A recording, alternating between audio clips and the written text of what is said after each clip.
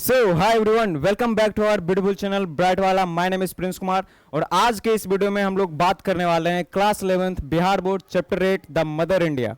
ठीक है, और इस चैप्टर को बहुत ही बेहतरीन तरीके से आपके सामने हम पढ़ाने वाले हैं। ठीक है, सबसे पहली बात मैं बोल दे रहा हूं, बहुत सारे बच्चों को ये कंफ्यूजन आ रही होगी, भैया मेरा तो इंग्लिश कमजोर है, हम कैसे समझेंगे। कोई दिक्कत नहीं है, आपके लिए भी पूरा जुगाड़ यहाँ पे है। ठीक है भैया, मुझे ना कुछ कुछ वर्ड समझ में नहीं आते, बहुत डिफिकल्ट होते हैं, तो उनका मतलब समझने में मुझे बहुत दिक्कत आती है। उसके लिए भी मैंने यहाँ पे आपके लिए जुगाड़ कर दिया। शुरू में मैं आपको दिखा देना चाहता हूँ।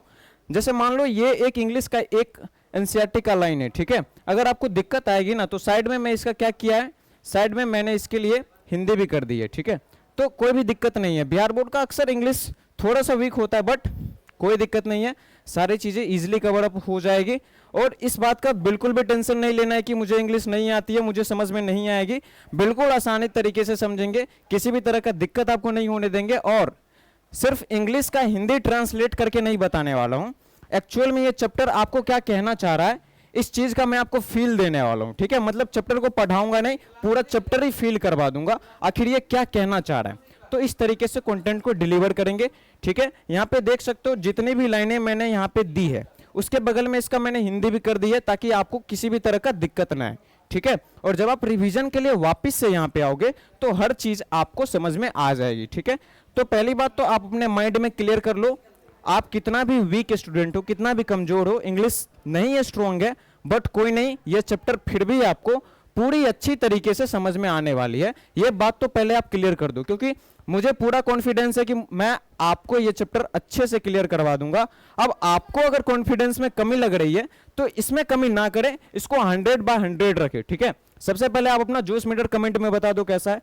100/100 से लो नहीं होना चाहिए। ठीक है, चलिए अब हम लोग चैप्टर को स्टार्ट करते हैं। तो क्या पहला कंफ्यूजन क्लियर हुआ ना? कोई भी स्टूडेंट हो नहीं समझ आ रही है इंग्लिश, फिर भी कोई दिक्कत नहीं है, आसानी से सारी चीजें आपको हम कवर अप करवा देंगे।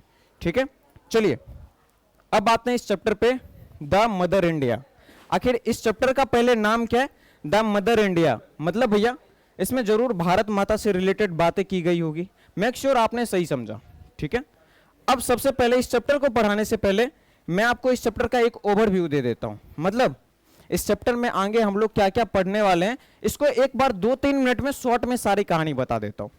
देखो, ये चैप्टर सुभाष चंद्र बोस जी एक पत्र लिख रहे हैं अपने माता जी को, प्रभावती देवी इनकी माता श्री हैं, उनको पत्र लिख रहे हैं और वो अपना पर्सनल फीलिंग को अपने माता जी के पास रख रहे हैं, जिसमें वो पहले दुर्गा पूजा के बारे में बात करते हैं और धीरे धीरे वो माँ से बात करते करते, पर्सनल माँ से बात करते करते भारत माता की ओर चले जाते हैं और अपने देश की सुंदरता का वर्णन करते हुए और ये भी बताते हैं कि हमारे देश में पहले कितने उच्च विचार के लोग रहते थे, लेकिन अब हमारे देश की क्या हालत हो गई है।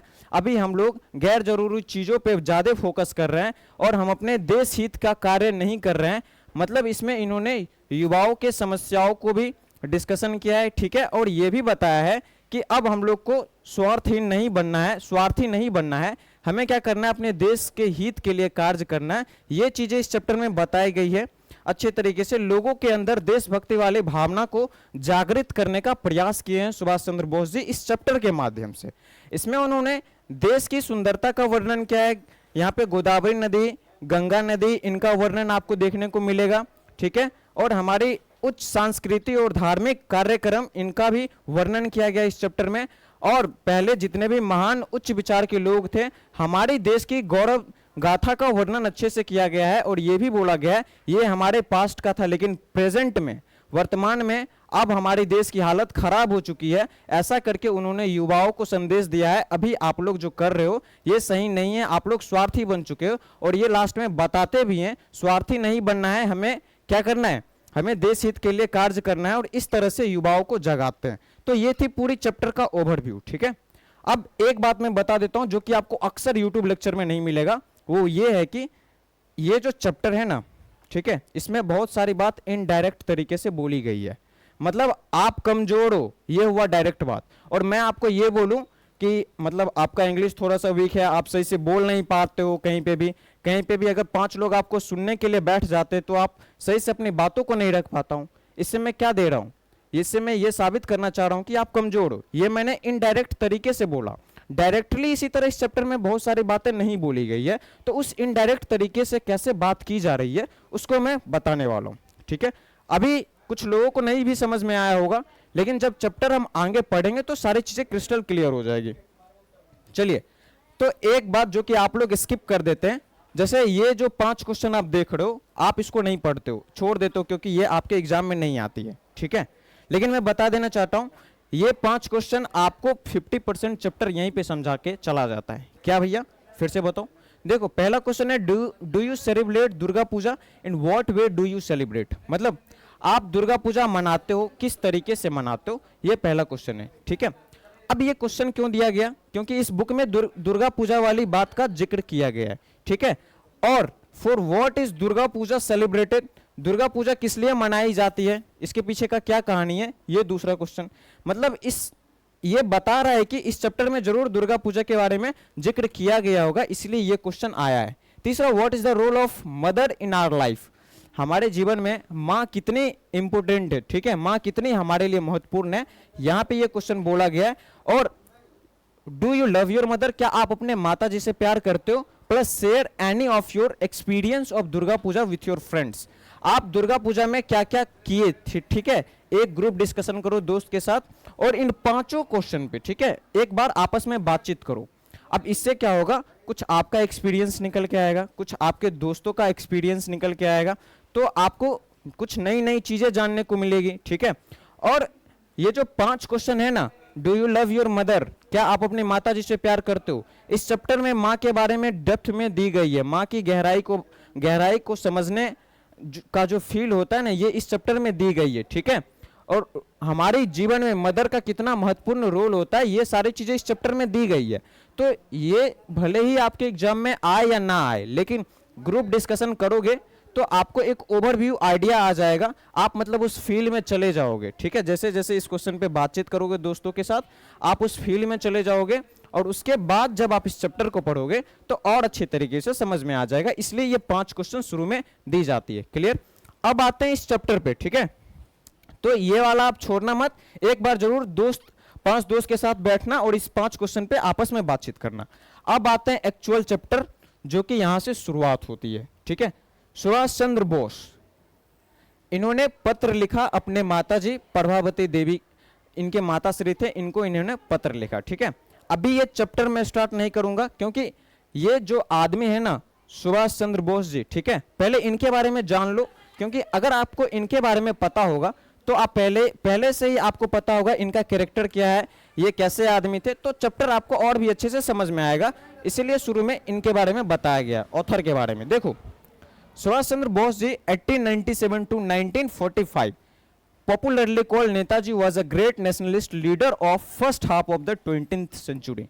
यहाँ पे क्या बोला गया, नेताजी जो है, ये सुभाष चंद्र बोस जी हैं, इनका जन्म जो है 1897 में हुआ था और इनकी मृत्यु 1945 में हुई थी। लोग इनको प्यार से नेताजी कहते थे। ठीक है, क्योंकि ये क्या थे, एक नेशनलिस्ट लीडर थे। अब ये नेशनलिस्ट का क्या मतलब होता है, राष्ट्रवादी नेता थे, मतलब ये देश हित का कार्य करते थे, देश के बारे में सोचते थे, ऐसा यहाँ पे बोला गया है। Leader of the first half of the 20th century. अब यहाँ पे देखो, first half of the 20th century बोला गया, इसका क्या मतलब होता है, इसका मतलब होता है, एक मिनट मैं आपको बताता हूं। First half of the 20th century का मतलब होता है 1900 से लेकर के 1950 के बीच के समय को बोला जाता है first half of the 20th century. मतलब 1900 से लेकर के 1950 के बीच में बहुत सारे महान लीडर थे, उन्हीं में से एक ये भी थे, सुभाष चंद्र बोस जी भी थे। यहाँ पे ये चीजें बोली गई है। ठीक है, यहां तक समझ में आ गई सारी चीजें। अब देखिए, he led the revolutionary Indian National Army during World War second to liberate India. अब इन्होंने आजाद हिंद फौज, ठीक है, Indian National Army, Azad Hind Fauj का नेतृत्व किए थे वर्ल्ड वॉर सेकेंड के टाइम में, जो कि 1939 से 1945 के बीच हुई थी। किस लिए किए थे, भारत को आजाद करवाने के लिए आजाद हिंद फौज का नेतृत्व किए थे। ठीक है, तो यहाँ पे ये लाइन भी आपको अच्छे से समझ में आ गई है। टू लिबरेट इंडिया, लिबरेट का मतलब होता है आजादी, इंडिया की आजादी के लिए। क्लियर। अब his first conscious step as a revolutionary was to resign from the civil service on the premise that from it. अब यहाँ पे क्या बोला गया, यहाँ पे बोला गया उनका सबसे बड़ा कॉन्शियस स्टेप, मतलब समझदारी वाला स्टेप ये था कि वो जो थे ना, वो सिविल सर्विस का जो उनका जो गवर्नमेंट जॉब मिला था वो उनको रिजाइन कर दिया। नहीं समझ में आया? फिर से बताता हूँ। देखो, ब्रिटिश हमारे इंडिया में थे और वो नौकरी दे रहे थे, ठीक है। तो सुभाष चंद्र बोस जी को भी नौकरी मिला था, ठीक है, जो कि ब्रिटिश गवर्नमेंट प्रोवाइड करते थे। अब इन्होंने क्या किया ना, उस नौकरी को छोड़ दिया, रिजाइन दे दिया, और ये क्या थे, क्रांतिकारी के मार्ग को अपनाया। यहाँ पे ये चीज बोला गया, रिजाइन दे दिए ये सिविल सर्विस से। क्लियर? अब देखिए, यहाँ तक सारी चीजें समझ में आ गया। अब ये था ऑथर का ओवरव्यू, सुभाष चंद्र बोस जी के बारे में ऊपर ऊपर से बातें थी, आपको कुछ कुछ पता चल गई। अब आगे देखिए, British insult to Indian in public places were offensive to him. ठीक है, यहाँ पे क्या बोला गया, अब इंडिया के लोग हैं, भारत के लोग पे ही ब्रिटिश क्या कर रहे हैं, भारत में ही उनके ऊपर अत्याचार कर रहे हैं, ये चीजें उनको पसंद नहीं आती थी। ठीक है, वही चीज बोला गया, British insult to Indian in public places were offensive to him, उन्हें अपमानजनक लगता था जब भी किसी इंडियन को इंडिया में ही ब्रिटिश के द्वारा टॉर्चर किया जाता था तब। ठीक है, अब देखिए, on August 18 1945 he was en route to the Soviet Union in Japanese plane when it crashed in Taipei. अब यहाँ पे क्या बोला गया, अब यहाँ पे उनकी मृत्यु के बारे में बात की जा रही है।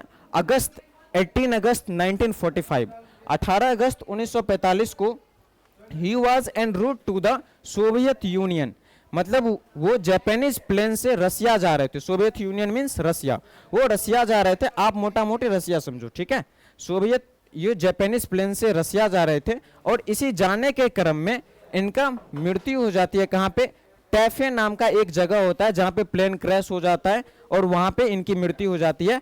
ऐसा क्या, he is believed to have dead in the crash, मतलब ऐसा माना जाता है कि ये जो प्लेन जो है दुर्घटनाग्रस्त हुई, इन्हीं में इनकी मृत्यु हो जाती है, ऐसा माना जाता है। एन रूट का मतलब क्या होता है, मार्ग में जाते हुए। क्लियर?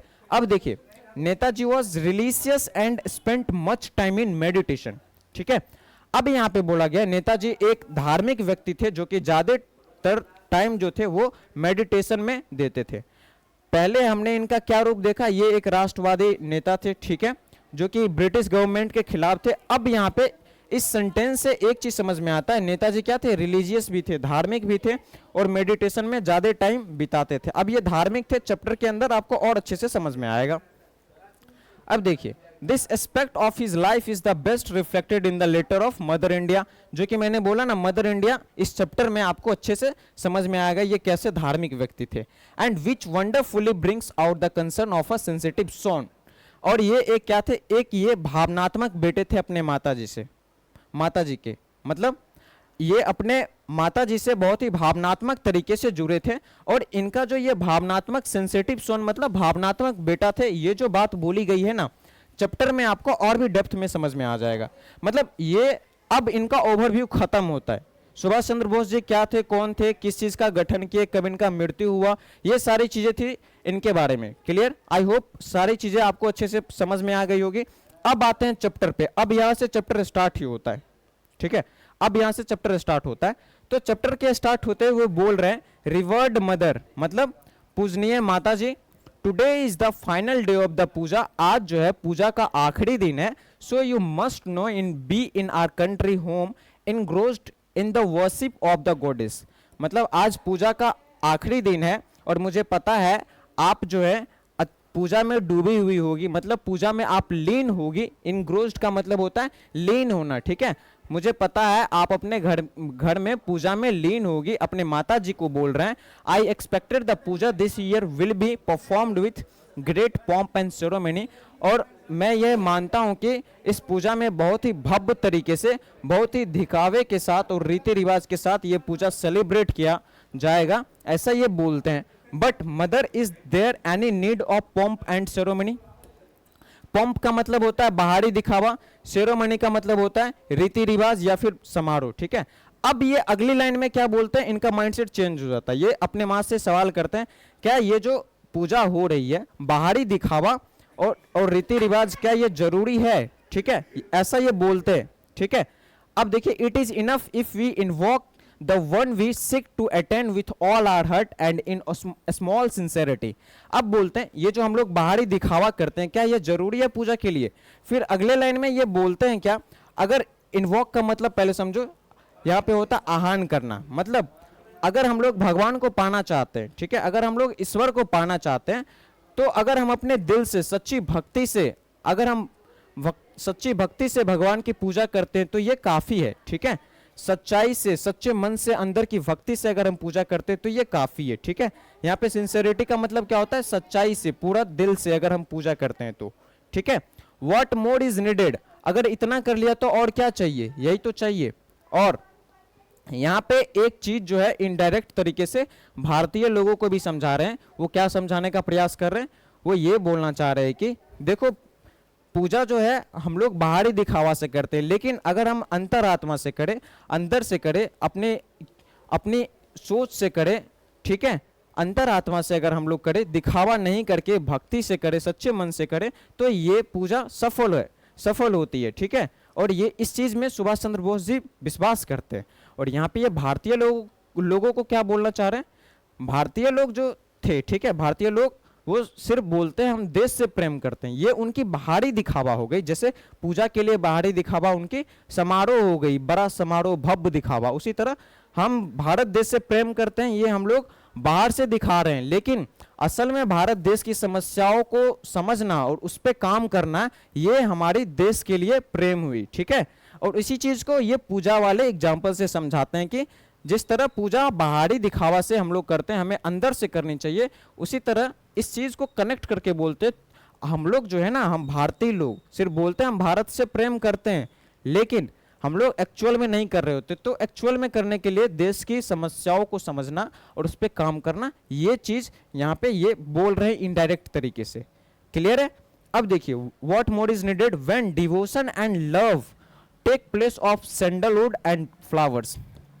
अगर भक्ति और प्रेम जो है चंदन की लकड़ी, सैंडलवुड का मतलब होता है चंदन की लकड़ी, और फ्लावर की जगह अगर हम भक्ति और प्रेम से पूजा करें तो और क्या चाहिए? यही तो चाहिए, ऐसा इन्होंने बोला। Our worship becomes the most sublime thing in the world। और ऐसा करने से क्या होगा? हमारी पूजा महान पूजा होगी, उच्चतम सर्वश्रेष्ठ पूजा होगी। ये चीज इन्होंने बोली, ठीक है। आई होप आप कनेक्ट कर पा रहे होगे ये किस तरह से इंडियन लोगों को बोल रहे हैं कि हमें देश के लिए क्या करना चाहिए, ठीक है। अब देखिए, pomp and devotion was incompatible. Incompatible का मतलब क्या होता है? एक दूसरे में तुलना की ही नहीं जा सकती। जैसे पॉम्प का मतलब बाहरी दिखावा, डिवोशन का मतलब भक्ति, ये दोनों आपस में मेल नहीं खाती है, मेल खाती ही नहीं है, ठीक है। इनकम्पेटिबल मतलब आपस में मैच ही नहीं करती है। क्लियर? अब देखिए, this year I have a pang in my heart. इस साल मेरे दिल में बहुत ही गहरा दर्द है, ठीक है। इट इज ग्रेट सोरो नॉट एन ऑर्डिनरी वन। ये जो दर्द है ना मेरे दिल में, ठीक है, ये कोई नॉर्मल नहीं है, ये बहुत गहरा दर्द है, ऐसा ये बोलते हैं। क्यों? क्योंकि ये अपने माँ से दूर होते हैं पूजा के दिन, ठीक है, और इसलिए बोलते हैं इतना जो स्केर्ड डे जो है, सैक्रेड डे, इतनी पवित्र दिन में भी मैं आप लोगों के साथ नहीं हूं, इस बात का उन्हें गहरा दर्द है, ठीक है। तो इस पॉइंट से वो क्या कहना चाह रहे हैं? इतना टेक्स्ट से आप क्या समझ में आता है आपको? इतनी लाइन से इनका ये कहने का मतलब था क्या? पूजा बाहरी दिखावा से नहीं, अंदर से की जाती है, ठीक है, सच्ची प्रेम और भावना से की जाती है, इनका ये मतलब था। अब आगे देखो, I shall be pining away at this place on the immersion day but at heart I shall be with you all. कहने का मतलब मेरे दिल में बहुत ही गहरा दर्द है आज जब विसर्जन का दिन, ठीक है, मतलब इस विसर्जन के दिन पे हम आपके साथ नहीं है, शारीरिक रूप से नहीं है, लेकिन हम मानसिक रूप से आपके साथ हैं और आप सभी लोगों के साथ हैं, ऐसा ये बोल रहे हैं। There will be no happiness for me on such a sacred day. इतने पवित्र दिनों में भी, ठीक है, मुझे खुशी नहीं है, ऐसा ये जता रहे हैं, ठीक है। There is no help for it no. अब इसका कोई उपाय नहीं है। Tomorrow evening we shall send you our pranams from here. कहने का मतलब कल शाम को, जैसे आज विसर्जन है तो कल शाम को मैं आपको क्या करूंगा? अपना प्रणाम पत्र मैं आपको भेजूंगा, ऐसा ये बोले। अब देखिए, अगले ही क्षण ये क्या बोलते हैं? ये जो लेटर है ना, इस लेटर में पहले वो पर्सनल मदर से बात करते हैं और पर्सनल मदर से बात करते करते ये भारत को एक माँ के रूप में काल्पनिक इमेजिन करते हैं और उसके बाद ये उनसे भी डिस्कशन करते हैं। तो यहाँ तक वो अपने पर्सनल मदर से बात कर रहे थे। अब अगला लाइन चेंज हो जाता है, ये क्या, India is God beloved land. अब अगले ही लाइन में ये किस पे आ जाते हैं, ये भारत को मां मान के इमेजिन करके और उसके बाद ये टेक्स्ट लिखते हैं India is God beloved land. कहने का मतलब ये जो भारत है ये भगवान की प्रिय भूमि है, ठीक है, भगवान की बहुत ही फेवरेट भूमि है ये भारत, ठीक है। This has been born in this great land in every age in the form of savior for the enlightenment of people, to rid this earth of sin and to establish righteousness and truth in every Indian heart। कहने का मतलब ये बोल रहे हैं ये जो भारत देश है ना, ये क्या है, भारत का भगवान का प्रिय भूमि है और ये यहाँ पे अलग अलग युग में क्या सेवियर के तरह जन्म लिए हैं, ठीक है, दूसरे को बचाने वाला उसको सेवियर बोला जाता है। ये सेवियर के तरह अलग अलग रूपों में जन्म लिए हैं और लोगों में ज्ञान फैलाए हैं, ठीक है, पापों को दूर किए हैं, सीन का मतलब होता है पाप, पापों को दूर किए हैं और धर्म और सच्चाई की स्थापना की है। तो यहाँ पे ये चीजें बोली गई है। He has come into being in many countries in human form but not so many times in any other countries, that's why I say India our motherland is God beloved land. अब ये इनको प्रिय भूमि क्यों बोलते हैं, क्योंकि ये इनका मानना नहीं था, ऐसा है कि दूसरे कंट्री में भी भगवान अलग अलग युग में जन्म लिए हैं लोगों का उद्धार करने के लिए, लेकिन हमारे कंट्री में बहुत बार जन्म लिए हैं अलग अलग युग में लोगों का उद्धार करने के लिए, इसलिए इन्होंने बोला ये गॉड बिलव्ड लैंड है, मतलब भारत की प्रिय भूमि, भगवान की प्रिय भूमि है। क्लियर। अब देखिए, look Mother in India, you may have anything you want, the hottest summer, the severest winter and heaviest rain, and again the most heartwarming autumn and spring। अब ये बोलते हैं भारत माँ को इमेजिन करके कि माता यहाँ पे क्या नहीं है, यहाँ पे सब चीज़ है हमारे भारत देश में। हमारे भारत देश में गर्मी भी है, हमारे भारत देश में सर्दी भी है और बहुत भारी बरसात भी होती है, पतझड़ का भी मौसम है और वसंत ऋतु भी है, हमारे यहाँ सब कुछ है। और यहाँ पे ये क्या कर रहे हैं, हमारे भारत देश की सुंदरता को, प्राकृतिक सौंदर्य को वर्णन कर रहे हैं, ठीक है। एवरीथिंग यू वांट, जो आप चाहते हो सब कुछ है, in the Deccan I see Godavari with her pure and sacred water reaching up to its bank. और यहाँ पे क्या है, एक प्योर, शुद्ध और पवित्र गोदावरी नदी भी है जिनकी पानी हमेशा किनारे को छूते रहती है, ऐसा यहाँ पे बोला गया। Wending its way eternally to sea and holy river indeed, और ये अपना रास्ता बनाए हुए पानी में जाती है, समुद्र में जाती है, और ये क्या है, एक पवित्र नदी है, ऐसा इन्होंने मतलब यहाँ पे इन्होंने प्राकृतिक सौंदर्य का वर्णन किया अच्छे तरीके से। Clear. This writer will show his deep love and pride for India, calling its God-beloved land. He describes its divine nature and beautifully in every season। कहने का मतलब यहाँ पे ये इंडिया के प्रति प्रेम को दिखा रहे हैं और इंडिया में होने पर इन्हें गर्व महसूस हो रहा है कि हमारे यहाँ इतनी अच्छी प्राकृतिक सौंदर्य है, जबकि दूसरे देश में इतना नहीं होते। दूसरे देश में समर मतलब इतनी सारी ऋतुएं नहीं होती है, ठीक है, लेकिन यहाँ पे क्या है, सब चीज है, तो इनको गर्व भी हो रहा है और इनसे बहुत प्रेम कर रहे हैं। इस टेक्स्ट के माध्यम से इन्होंने यही बताया, टेक्स्ट के माध्यम से, ठीक। अब देखिए, I am remind of another scene. अब ये बोलते हैं मुझे अब दूसरा सीन, दृश्य याद आया। The Ganga is on its course carrying away all the filth of this world, ठीक है। The yogis have collected on its bank, some have half closed eyes engrossed in their morning prayers, some have built images and worship them, and with sweet smelling flower collected from the forest, and with burning sandalwood and incenses mantras chant by some of them are। अब ये बोलते हैं गोदावरी नदी का scene समझा के उसके बाद बोलते हैं अब मुझे एक और पवित्र नदी की, मेरा दिमाग में एक दृश्य आ रहा है, वो है गंगा नदी की। और ये जो नदी है ना, ये दुनिया की सारी गंदगी को, फिल्थ का मतलब क्या होता है, गंदगी, दुनिया की सारी गंदगी को बहा करके समुद्र में लेके जा रही है। कहने का मतलब ये एक पवित्र नदी है जो कि क्या कर रही है, पूरे देश भर की गंदगी को लेकर के दूर कर रही है, देश को गंदगी को दूर कर रही है। यहाँ पे क्या बताया गया है कि इस नदी के किनारे में योगी जो होते हैं, योगी साधु संत, वो क्या करते हैं, आते हैं और यहाँ पे अपनी आंखों को मूंद करके मंत्र का जाप करते हैं, मॉर्निंग प्रेयर प्रार्थना करते हैं। और यहाँ पे गंगा के किनारे इमेज भी बनाए गए, प्रतिमा भी बनाई गई है, जहाँ पे कुछ लोग उस प्रतिमा का पूजा करते हैं और बहुत सारे लोग जंगलों से क्या करते हैं, स्वीट स्मेलिंग फ्लावर्स, सुगंधित फूल को कलेक्ट करते हैं, ठीक है। चंदन और धूप, इंसेंस का मतलब होता है अगरबत्ती, ठीक है। चंदन और अगरबत्ती इन सभी का यूज करके पूजा करते हैं, वहां पे पूजा पाठ करते हैं। और कुछ के द्वारा क्या, कुछ लोग वहां पे क्या करते हैं, कुछ लोग वहां पे मंत्र का जाप कर रहे हैं, ठीक है। मतलब ये गंगा के पास का सारा व्यूज बताया गया है, गंगा के किनारे क्या क्या हम लोग करते थे पहले, ठीक है। बहुत सारे उच्च विचार के लोग, महात्मा वहां पे पूजा पाठ करते थे, ठीक है। प्रार्थना करते थे, आंख मूंद करके मंत्र करते थे, ध्यान लगाते थे। बहुत सारे लोग ऐसे ये सारे काम करते थे। बहुत सारे लोग नहाते थे, उसमें अपने शरीर के मल को साफ करते थे। ये भी आगे आपको दिखाया जाएगा, ठीक है। यहाँ पे भारतीय आध्यात्मिक और जीवन का वर्णन किया गया है, ठीक है, जो कि दिखाता है कि भारत में आस्था, भक्ति और पवित्रता लोगों के जीवन का आधार है। यहाँ पे आस्था, भक्ति और पवित्रता सब चीज दिखाया गया इस गंगा के माध्यम से, ठीक है।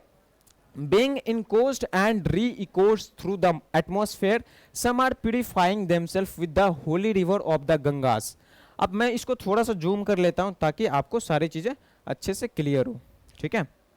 देखिए यहाँ पे क्या बोला गया, अब वो लोग जो मंत्र पढ़ते हैं ना, वो क्या होते हैं, इको होते हैं, मतलब गूंजते हैं, बार बार क्या होते हैं, हमारे वातावरण में गूंजते हैं, एटमॉस्फेयर में गूंजते हैं। और कुछ लोग जो है, कुछ लोग क्या कर रहे हैं, are purifying themselves with the holy water of the Ganga. कुछ लोग गंगा के शुद्ध पवित्र जल से अपने आप को क्या कर रहे हैं, अपने आप को पवित्र कर रहे हैं, प्यूरिफाई कर रहे हैं। Some again are humming to themself as a collect flower for the puja. कुछ लोग क्या कर रहे हैं, पूजा के लिए फ्लावर को कलेक्ट कर रहे हैं। यहाँ पे ये चीजें बोली गई है, ठीक है। अब आगे देखते हैं। Everything is so noble and so pleasing to the eyes as well as to the mind. अब ये जो दृश्य है ना, ये आंखों को भी सुख देता है और हमारे मानसिक को भी, हमारे मन को भी सुख देता है, ऐसा यहाँ पे बोला गया है, ठीक है। अब देखिए, बट अलास का मतलब होता है कोई भी, जब हम लोग दुख व्यक्त करते हैं तब। अब सुभाष चंद्र बोस जी अपने दुख को व्यक्त करते हैं। Where are those high souled seeds today, o merciful God take pity on us and save अस।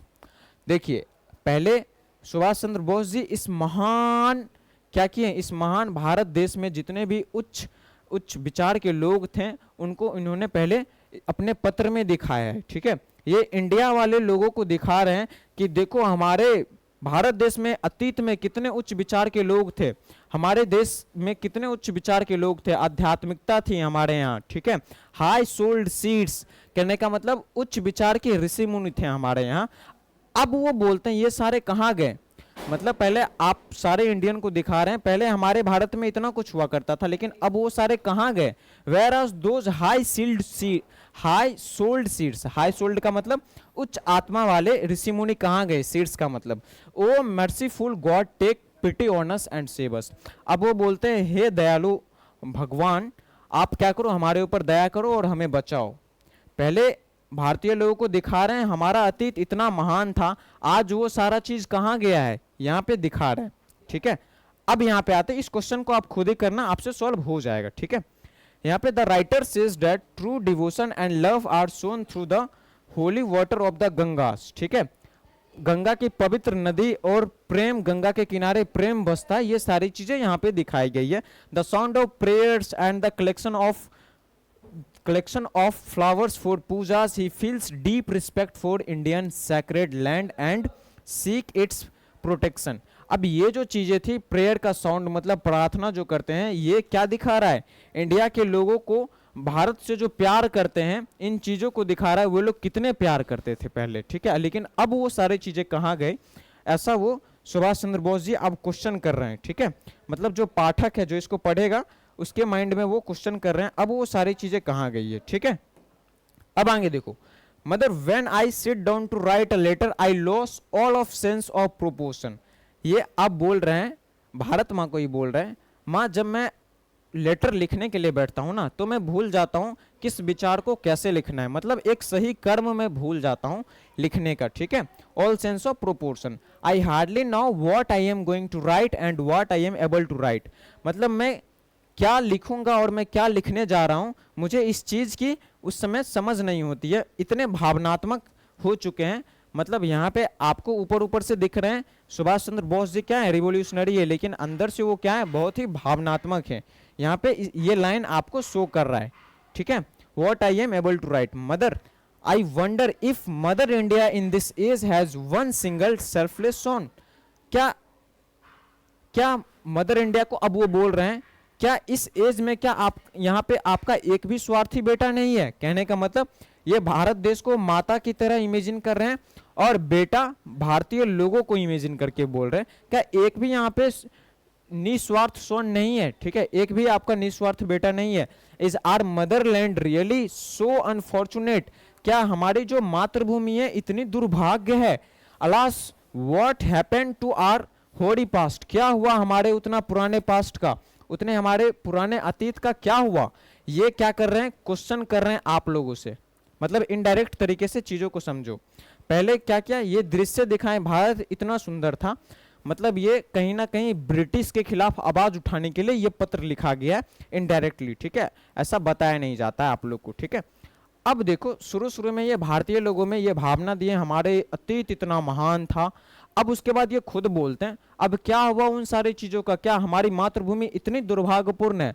मतलब अब ये सोचने पे मजबूर कर रहे हैं पाठक को, जो पढ़ेगा ना इनका लेटर, उनको सोचने पर मजबूर कर रहे हैं। मतलब ये हमें और आपको सोचने के लिए मजबूर कर रहे हैं कि अब कहाँ गया वो सारी चीजें। हम लोग सिर्फ यही बोलते रहेंगे हमारा भारत महान है, यही बोलते रहेंगे, अब कहाँ गई वो सारी चीजें, कहाँ गए वो उच्च स्तर वाले लोग, ठीक है। Our motherland really so unfortunate, alas what happened to our hoary past, हमारे पुराने अतीत का क्या हुआ? You are a mother but do you belong only to us, आप मेरी माँ हो, ठीक है, क्या आप सिर्फ हमारी ही माँ हो? ऐसा वो बोल रहे हैं। No you are not your mother, you are not, एक मिनट, हाँ यहां से, no you are the mother of all the Indians, नहीं आप पूरे भारतीय लोगों की माँ हो। In every Indians is a son to you, do not the sorrow of your son make you cry out in agony. मतलब अब ये बोला जा रहा है आपकी, हम सभी क्या है, हम सभी भारतीय आपके बेटे हैं और हम सभी भारतीय बेटे का ये हाल है।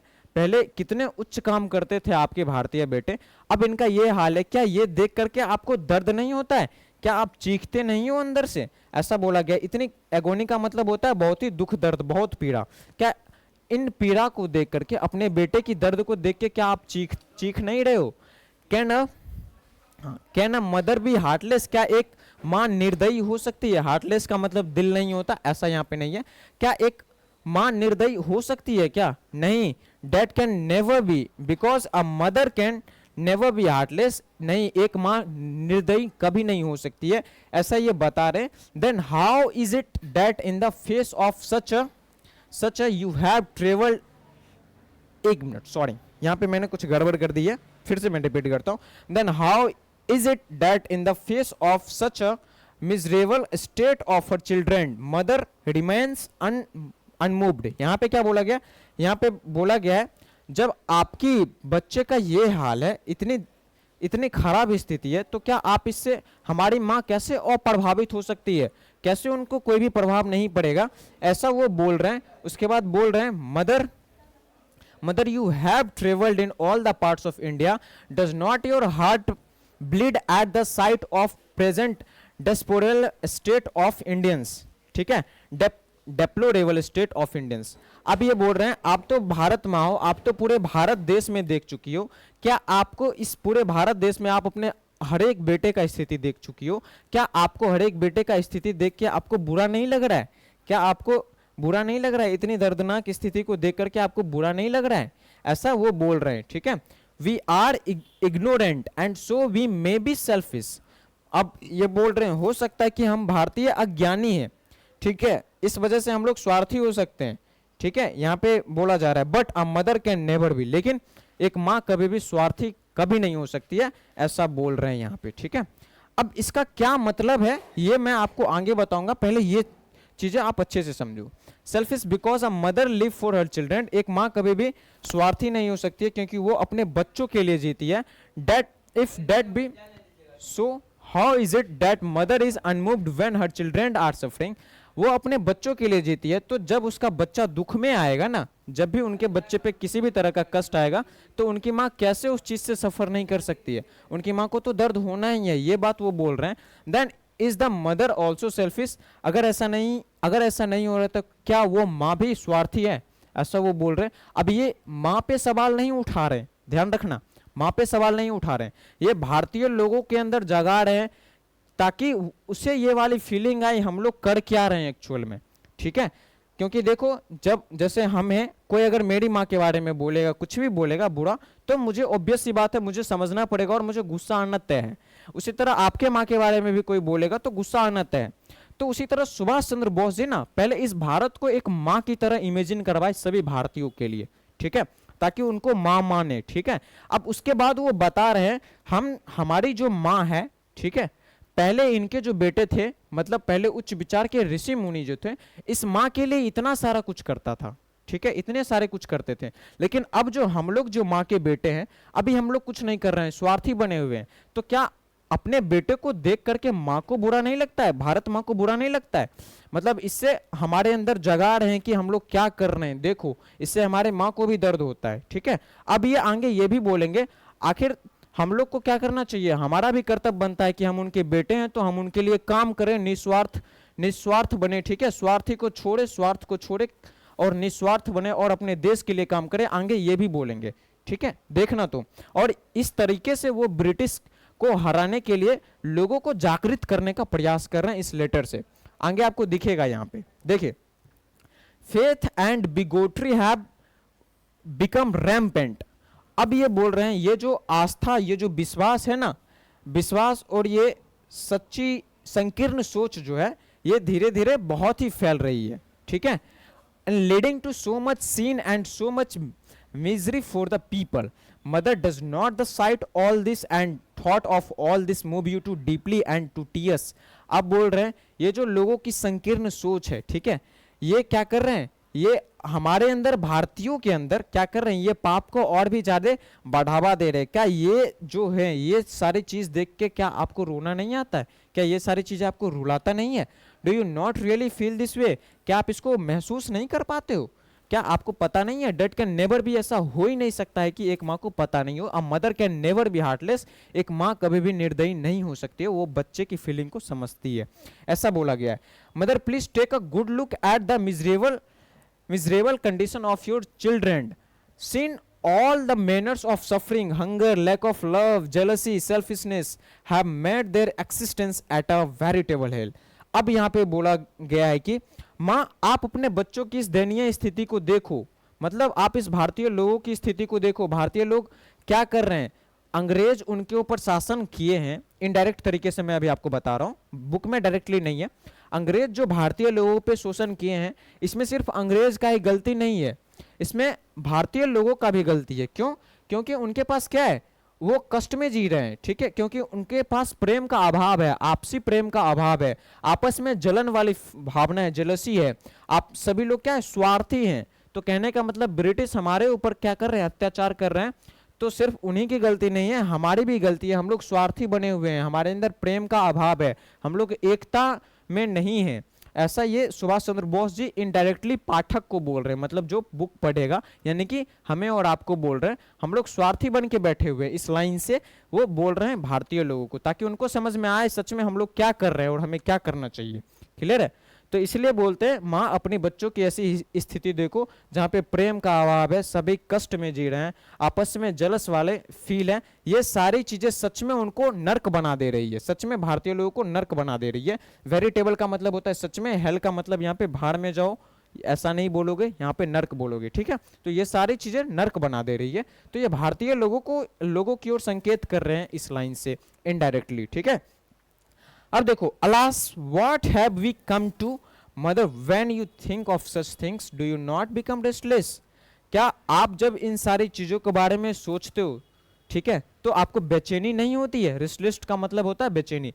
Does not your heart cry out in pen, क्या आपका जो दिल है, ठीक है, क्या वो दर्द से कराहता नहीं है? ऐसा वो बोल रहे हैं, ठीक है। Will the condition of our country continue to go from bad to worse, will not any son of mother India in distress. अब यहाँ पे बोला गया ऐसी हमारी कंट्री की हालात हो गई है कि वो बदतर से भी बदतर हो जा रही है। बैड का मतलब होता है बुरा, बैड टूवर्ड्स का मतलब बुरा से भी बुरा हो जा रही है, ठीक है। उसके बाद will not any son of mother India in distress in total disregard of his selfish interest dedicate his whole life to cause of mother. अब वो बोल रहे हैं क्या आपका कोई ऐसा बेटा नहीं है जो कि क्या हो अपने निस्वार्थ को छोड़े और अपने माँ के लिए, अपने माँ का जो उद्देश्य है मतलब भारत माता के लिए काम करे निस्वार्थी बन के, ऐसा क्या आपका कोई बेटा नहीं है? ऐसे करके वो बोल रहे हैं, ठीक है। और ये भारतीय लोगों में इंटरेस्ट जगा रहे हैं, ठीक है। तो ये चीजें समझ में आ गई। अब देखिए mother how much longer shall we sleep, how much longer shall we go on playing with non essentials, shall we continue to turn a deaf ear to the wailing of our nation. अब यहाँ पे बोला गया माँ कब तक हम लोग ऐसे सोए रहेंगे, मतलब कब तक हम लोग स्वार्थी बने हुए रहेंगे। How much longer shall we go on playing with non essential, कब तक हम लोग ऐसे गैर जरूरी चीजों पे अपना फोकस दिए हुए रहेंगे। Shall we continue to turn a deaf ear to the wailing of our nation, हम लोग अपने देश की पुकार को सुनते हुए भी हम लोग बह रहे हैं, ठीक है। कब तक हम लोग ऐसे बने रहेंगे। How longer can one sit with folded arms and watch state of our country, कब तक हम लोग अपने आर्म को मतलब हम लोग अपने हाथ पे हाथ धरे हुए बैठे रहेंगे और अपने देश की इस हालात को देखते रहेंगे। One can not wait any more, one can not sleep any more, we must now shake off our stupor and lethargy and plunge into action, ठीक है। अब यहाँ पे बोला गया एक आदमी ऐसा नहीं कर सकता है, मतलब यहाँ पे अब ये कहना चाह रहे हैं कब तक हम लोग हाथ पे हाथ धर के बैठे रहेंगे। हमें क्या करना चाहिए, हमें अपने निस्वार्थ वाली चीजों को, स्वार्थ वाले भावनाओं को, ठीक है, इनसे हमें ऊपर उठना चाहिए और हमें एक्शन लेना चाहिए, हमें काम करना चाहिए, ठीक है। ऐसा यहाँ पे बोला जा रहा है। But alas how many selfless son of the mother are prepared in this selfish age, लेकिन अब ये बोल रहे हैं कितने ऐसे निस्वार्थी सोन जो हैं, मतलब कौन कितने ऐसे बच्चे हैं भारत माँ के जो कि निस्वार्थ बन के अपने देश के लिए कुछ करना चाहते हैं, ठीक है। To give up completely their personal interest and take the plunge of for the mother, कितने ऐसे हैं जो कि अपने पर्सनल इंटरेस्ट, अपने स्वार्थ को छोड़ करके अपने माँ के लिए कुछ करना चाहते हैं, अपने भारत देश के लिए कुछ करना चाहते हैं। Mother is this son of your yet ready, माँ आपका ये बेटा तैयार है। सुभाष चंद्र बोस जी बोलते हैं हम आपके लिए निस्वार्थ बन के काम करने के लिए तैयार है। मतलब ये लेटर इतना डीप लिखा हुआ है ना, आप इसको समझो इनडायरेक्ट तरीके से। अब मैं आपको बताता हूं सुभाष चंद्र बोस जी कैसे भारतीय लोगों के अंदर क्रांतिकारी की भावना जगाने का प्रयास किए, ठीक है। देखो सबसे पहले ये क्या किए ना, भारत देश को एक माँ की तरह आपके माइंड में इमेजिन करवाएं, भारत को एक माँ मानो, ठीक है। अब पाठक जो था, मतलब जो पढ़ता है हम लोग आप लोग, पहले ये भारत देश को एक माँ की तरह इमेजिन करवाएं। अब भारत देश को एक माँ की तरह अगर मान लिया, ठीक है, तो उसके बाद ये बताते हैं कि हमारी माता का जो पहले का जो संतान थे, मतलब पहले हमारे देश में उच्च ऋषि मुनि थे, उच्च विचार के लोग थे, वो बताते हैं हमारे देश कितने महान थे, किस वजह से, हमारे भारत माँ के बेटे के वजह से, हमारे भारतीय लोगों के वजह से, ठीक है। लेकिन अब हम लोग कहाँ हैं, फिर वो क्वेश्चन करते हैं लेकिन अब वो सब कहाँ गया, अब वो भारत माता के वो होनहार बच्चा कहाँ गया, वो होनहार भारतीय लोग कहाँ गए, अब ये बताते हैं। और ऊपर से ये भी बताते हैं आज की सोसाइटी में, आज की समाज का क्या प्रॉब्लम है ये भी बताते हैं। ये बोलते हैं कि हमारे ऊपर सिर्फ ब्रिटिश ही रूल नहीं कर रहा है, हम लोग खुद का भी, हमारा भी गलती है, क्योंकि हमारे अंदर क्या है, प्रेम का अभाव है, ठीक है, आपस में एकता नहीं है, ये सारी चीजें हमारे अंदर है जो कि हमारे जिंदगी को और भी नरक बना दे रही है, ठीक है। ये सारी चीजें बोलती है, मतलब ये आदमी को जगाने का प्रयास किया जा रहा है ताकि आप जागो, आप क्या कर रहे हो, ठीक है, ऐसा इंडियन लोगों को वो संदेश दे रहे हैं। और इतना ही नहीं, उसके बाद आपके अंदर क्रांतिकारी भावना को जगाने के लिए और भी ज्यादा भावनात्मक तरीके से पत्र लिखते हैं और वो बोलते हैं माँ क्या आप अपने बच्चों की इस दयनीय स्थिति को देख करके आपको कुछ प्रभाव नहीं पड़ रहा है। अब जब ये पाठक को माँ के रूप में अगर वो इमेजिन करेंगे भारत माता को, तो ऑब्वियस सी बात है वो और भी अच्छे तरीके से कनेक्ट होंगे, ठीक है। वो माँ की तरह अगर जब भी मानेंगे तो सुभाष चंद्र जी माँ के ऊपर सवाल उठाएंगे, तो ऑब्वियस सी बात है भारतीय लोग तो सोचेंगे ही माँ के ऊपर आखिर ऐसा क्यों बोला जा रहा है। तो वही सुभाष चंद्र बोस जी क्या किए, माँ आप इस बच्चों की इतनी दयनीय स्थिति को देख करके क्या आपको बुरा नहीं लगता है, क्या आपके पास दिल नहीं है, क्या आप निर्दयी हो, आप अपने भारत, आप अपने भारत के बच्चों को यानी कि भारतीय लोगों की ऐसी हालात देख करके आपको बुरा नहीं लगता? आप तो पूरे देश में घूम चुके हैं, पूरे देश में जितने भी आपके बच्चे हैं सभी भारतीय का आप ऐसी हालात देख चुके हो, क्या आपको बुरा नहीं लगता है? तो फिर ये माँ की ओर लेके जाते ताकि हमारे अंदर और भी क्या है, भावना आए क्रांतिकारी वाली, ठीक है। इसलिए ये लोग ये क्या कर रहे हैं, माँ के बारे में ऐसा पत्र लिखे। और उसके बाद ये एक और चीज बोलते हैं, क्या, माँ के बारे में तो बोल दिए, अब ये जो है ये बात भी बोलते हैं कि हम लोग आखिर उनके बेटे हैं, हम लोग का कर्तव्य बनता है कि हम अपने माँ को दुख दर्द में ना रखें, ठीक है। हमारे माँ को भी दर्द होता है, ठीक है, हमारे माँ के पास भी दिल है, उनको भी दर्द होता है, उनका भी दिल रोता है जब वो अपने बच्चों की इस तरह से दयनीय स्थिति को देखते हैं। तो हम लोग भी क्या है, भारत माँ के बेटे हैं और हमें भी क्या करनी चाहिए, अपने माँ को ऐसे दर्द नहीं देनी चाहिए। तो इसलिए वो बोलते हैं हमें स्वार्थ छोड़ना पड़ेगा, ठीक है, हमें स्वार्थ छोड़ना पड़ेगा, गैर जरूरी चीजों को छोड़ना पड़ेगा, आपस में प्रेम बनाना पड़ेगा, आपस में एकता रहना पड़ेगा और भारत माँ के लिए कुछ करना पड़ेगा, तब जाके ब्रिटिश देश से आजाद, मतलब ब्रिटिश से हमें आजादी मिलेगी। तो ये भाव थी इस चैप्टर की जो कि सुभाष चंद्र बोस जी आप लोगों को समझाना चाह रहे थे। तो समझ पा रहे हो ना, मतलब ये लेटर अगर कोई सीधे सीधे पढ़े तो उनको दिमाग में नहीं आएगा वो क्या आखिर क्या बोल रहे हैं माँ के बारे में, कभी बोल रहे हैं कभी कुछ बोल रहे हैं, उनको समझ में नहीं आएगा। लेकिन इनका फील ये है, इनडायरेक्ट तरीके से ये भारतीय लोगों के अंदर भावना जागृत कर रहे हैं ताकि वे लोग समझे मेरे देश की ये स्थिति है, इनके वजह से इनको हमें निकालना है देश से। क्योंकि वो, और ऊपर से ब्रिटिश लोग हमारे इंडियन में, मतलब हमारे इंडिया में ही इंडियन लोगों के साथ ही दुष्व्यवहार करते थे पब्लिक प्लेसेस पे, ये सारी चीजें थी। तो ये क्या किए हैं, कहीं ना कहीं जागृत करने का प्रयास किए हैं इंडियन लोगों को, और फाइनली जागृत करने का प्रयास किए, और इससे क्या होगा ना, देश को आज़ादी मिलने में बहुत ही सहयोग होगी, इसलिए ऐसा किए हैं ये, ठीक है। तो आपको समझ में आ गया ये पत्र कैसे लिखा गया, कितना डीप बातें थी इस पत्र में, वो चीजें मैंने आपको बता दी जो कि अक्सर टीचर आपको इनडायरेक्ट तरीके वाली चीज नहीं बताते, वो सिर्फ लाइन बाय लाइन एक्सप्लेन करके चले जाते हैं, ठीक है। अब देखो चैप्टर यहाँ पे खत्म है, अब आपको कुछ चीजें जाननी चाहिए, आखिर इस चैप्टर से हमें क्या समझ में आया, ये चीजें आपको पता होनी चाहिए, ठीक है। तो लास्ट में मैं ये बोलूंगा कि ये मॉडल थीम इस चैप्टर का क्या है, ये चैप्टर आपको क्या क्या सिखाता है, ठीक है। क्योंकि आप कुछ भी पढ़ते हो तो कोई भी स्टोरी आपकी बुक में ऐसे नहीं दी जाती है, कुछ ना कुछ उसका मतलब होता है। तो इस चैप्टर का देने का क्या मतलब था, आपके अंदर क्या आया, इस चैप्टर को पढ़ करके क्या आपके अंदर आया, अब मैं ये चीजें बताता हूँ। ये चैप्टर आपको सिखाती है सच्चे श्रद्धा दिखावे से ऊपर है, ठीक है। मतलब केवल पूजा पाठ या बाहरी प्रदर्शन पर्याप्त नहीं, भावनाएं और सिंसेरिटी, सच्ची भावना और भी होनी चाहिए हमारे अंदर। ये चैप्टर पहला चीज तो आपको ये सिखाती है कि आपको दिखावा नहीं करना है, पूजा जो होती है ना वो अंतरात्मा से होती है, बाहरी से नहीं होती है, ठीक है, बाहरी दिखावा से पूजा नहीं होती है। ये पहला इस चैप्टर का सीख था। अब सीख को सिर्फ सुन लो भाई, तब चैप्टर पढ़ने का कोई मतलब नहीं है, अपने लाइफ में इंप्लीमेंट करो, सच में सच्ची श्रद्धा से पूजा करो, ठीक है। अब दूसरा चीज, इससे एक और चीज, देश के लिए प्रेम, हम लोग बोलते हैं ना मुझे अपने देश से प्रेम है, ये इनफ नहीं है, ठीक है।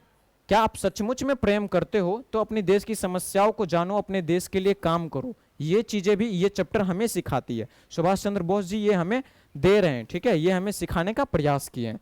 अब निष्क्रियता छोड़कर एक्शन लेना चाहिए, ठीक है। मतलब हम लोग जो फालतू के आजकल रील्स स्क्रॉल कर रहे होते हैं, फालतू के टाइम पास कर रहे हो, तो उन्हें छोड़ करके अपने कामों पे ध्यान देना चाहिए, ठीक है, ऐसा ही वो बोल रहे हैं। और हमारे देश को और महान बनाना चाहिए। मतलब हम लोग क्या कहते हैं, हमारा अतीत उतना महान था, हमारा अतीत बहुत ही महान था, हमारे यहाँ चाणक्य जी, तुलसीदास जी, कबीरदास जी और बहुत सारे ऐसे वीर पैदा लिए हैं, ठीक है। और हमारे यहाँ क्या थी, विश्वविद्यालय थी, नालंदा विश्वविद्यालय। तो ये बोल रहे हैं आप सिर्फ अपने पास्ट को इतना बड़ा बता रहे हो, ये प्रोग्रेस नहीं है, आप अभी क्या कर रहे हो, आप भी वैसा काम करो, ठीक है। ये चीज भी ये चैप्टर आपको सिखाती है, ठीक है। अब उसके बाद गलत व्यवस्था का अंधा हिस्सा नहीं बनना चाहिए, ये भी सिखाती है। कहने का मतलब शुरू में ये सिविल सर्विस का गवर्नमेंट जॉब छोड़े थे, ठीक है, क्योंकि इनका मानना था कि जब तक हम ब्रिटिश के साथ कोऑपरेट करेंगे, ठीक है, मतलब उन्हीं का द्वारा दिया गया जॉब था, ब्रिटिश ने ही जॉब दिया, और इनका मानना था अगर हम लोग उनके सहयोग करेंगे, उनका सहयोग करेंगे ब्रिटिश का, तो ये समस्या कभी भी सॉल्व नहीं होगी। तो उन्होंने गवर्नमेंट जॉब छोड़ दिया। उन्होंने बोला अगर ब्रिटिश से भागना है, भागना नहीं है, सॉरी, ब्रिटिश को भगाना है, मैंने गलत बोल दिया, ब्रिटिश को भगाना है तो उनके साथ सहयोग करना बंद कर दो, उनका ऐसा सोच था। तो वो ये भी कहीं ना कहीं आपको बताते हैं, अगर कहीं पे आप गलत चीजें देखो, ठीक है, तो उनका आप सपोर्ट मत करो, उनके खिलाफ आप आवाज उठाओ, उन पे सोचो समझो और कैसे उनका डिफेंस करना है, ये चीजें आपको सिखाती है। उसके बाद समस्या को गहराई से समझो, समाधान सोचो और एक्शन लो, ये चीजें भी सिखाती है। ये चीजें बहुत ही इंपॉर्टेंट है। कैसे? सुभाष चंद्र बोस जी ने क्या करा? सुभाष चंद्र बोस जी ने सीधे आपको ये नहीं बोला कि अंग्रेजों को देश से भगाओ, इस लेटर के थ्रू आपको ये नहीं बोले। आपको उन्होंने क्या किए? सबसे पहले वो आपको सोचने पर मजबूर किए, पहले आपको भारत को एक माँ के तरह इमेजिन करवाएं। अब उसके बाद उन्होंने समस्याएं बताई, माँ को कैसे दर्द हो रहा है, आप लोग क्या क्या कर रहे हो, इन्होंने समस्याएं बताई, फिर आपने उस पर सोचा समझा। अब उसके बाद क्या सॉल्यूशन भी लास्ट में दिए। अगर हम लोग क्या स्वार्थी बने रहेंगे तो कुछ नहीं होगा, स्वार्थ को हमें छोड़ना पड़ेगा और हमें देश के लिए काम करना पड़ेगा। तो उन्होंने क्या किया? उन्होंने आपको समस्या को पहले गहराई से आपको समझाया, ठीक है, इमेजिन करवाया, और उसके बाद समाधान भी आपको सोचने पे मजबूर करवाया, क्या इसका समाधान क्या हो सकता है, और आपको एक्शन के लिए भी तैयार किया, कार्य करने के लिए भी तैयार किया। तो ये चीजें आपको सिखाती है कि कोई भी अगर जीवन में समस्या है तो उन पे गहराई से सोचो, विचार करो और उसके बाद क्या करो, उस पे एक्शन लो। तो ये सारी चीजें इस चैप्टर की मॉडल थीम थी, जो कि आई होप अपने रियल लाइफ में अप्लाई करोगे तब इस चैप्टर का फायदा है, तब इस चैप्टर का फायदा है, वरना कुछ नहीं। वरना तो ऐसे बहुत सारे चैप्टर आप अपने लाइफ में पढ़ते आ रहे होगे, ठीक है। तो इस चैप्टर का जो मेन मोटिव है उसको आप समझो अच्छे तरीके से। तो आई होप आपको ये वीडियो बहुत ही पसंद आया होगा, ठीक है। अगर आपको इस वीडियो से हेल्प हुई हो तो एक चीज मैं बोलता हूँ, वीडियो को लाइक जरूर करना, चैनल को सब्सक्राइब करना ना भूलना, और प्लस अगर आपको हेल्प हुई हो तो आप अपने एक दोस्त के साथ जरूर इस वीडियो को शेयर करना, ताकि उनका भी हेल्प हो जाए, ताकि क्या हो, आप भी आगे बढ़ो और वो भी आगे बढ़ो। ऐसा इस चैप्टर में भी आपको अच्छे तरीके से मैंने समझा दिया है। सभी आपस में प्रेम का अभाव नहीं होनी चाहिए। तो ऐसा नहीं कि आप वीडियो को शेयर मत करना, ठीक है, प्रेम बनाए रखो, एक साथ ग्रो करना है, ठीक है। तो इस वीडियो को आप अपने दूसरे दोस्त को भी भेजो, जो कि उनसे उनका भी हेल्प हो सके अच्छे तरीके से।